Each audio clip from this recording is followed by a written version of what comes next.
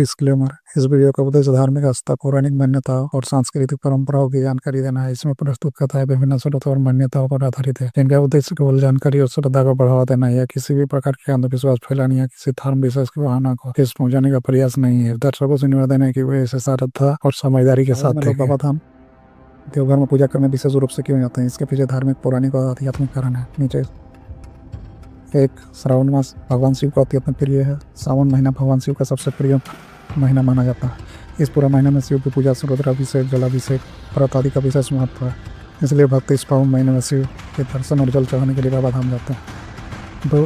बाबा बैद्यनाथ स्वयंभू ज्योतिर्लिंग है। देवघर स्थित बाबा बैद्यनाथ धाम भारत के 12 ज्योतिर्लिंगों में से एक है और मान्यता है कि यहाँ भगवान शिव स्वयं विराजमान है।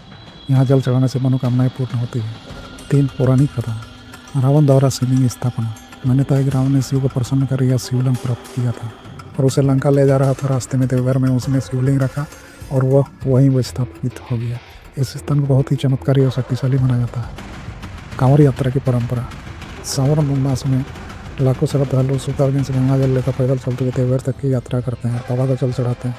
यह यात्रा कष्ट सहकर भक्ति के भाव में डूब कर की जाती है। मनोकामना पूर्ति और पापों से मुक्ति। मान्यता है कि सावन महीना में बाबा को जल चढ़ाने से ही पापों से मुक्ति मिलती है और जो भी सच्चे मन से मनोकामना करता है वह पूर्ण होती है। विशेषकर शादी, संबंध, नौकरी, रोग मुक्ति आदि की कामना लेकर यहाँ भक्त आते हैं। आध्यात्मिक ऊर्जा और विशेष वातावरण। सावन महीना में बाबा धाम का माहौल पूरी तरह भक्ति और श्रद्धा से भर जाता है। लाखों भक्तों के साथ साथ भजन, कीर्तन, मंत्रोच्चार, घंटियों की ध्वनि, आरती ये सब मिलकर एक दिव्य अनुभव कराते हैं। निष्कर्ष, सावन महीना में बाबा धाम की यात्रा केवल धार्मिक नहीं बल्कि एक आध्यात्मिक तपस्या होती है। यही कारण है कि लाखों भक्त हर साल इस पवित्र महीने में बाबा को जल चढ़ाने आते हैं।